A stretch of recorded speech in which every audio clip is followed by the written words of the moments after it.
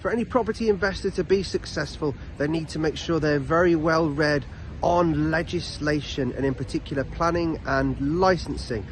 If you haven't already, do please click on the subscribe button and also click on the bell to ensure you're notified of any new content that we release. So in Coventry, I'm here in the centre of Coventry with Coventry Council building just behind me. So they are the people that are the governing body as far as licensing and HMO licensing is concerned in Coventry. Now, something that got bought in a few years ago now, we don't just have HMO licensing in the city itself, they do have additional licensing. So anything that is classed as a HMO, so 3 or more people living in a property from 2 different households or families, you will need a HMO license.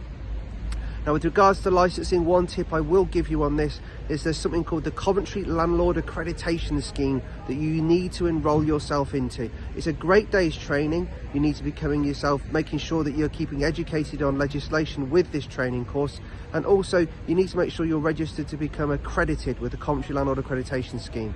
You may say to yourself, well, why is it that we're having to do this? Well, they've actually got a scheme in place to make sure that your HMO licensing pricing will be significantly reduced once you are accredited with the Coventry Landlord Accreditation Scheme. Now, in addition to this, planning wise, if you're converting, I don't know, a normal standard single let property and converting it so you're going to have up to 6 people in the property, that is with permitted development, so a C3 residential home to a C4 small HMO.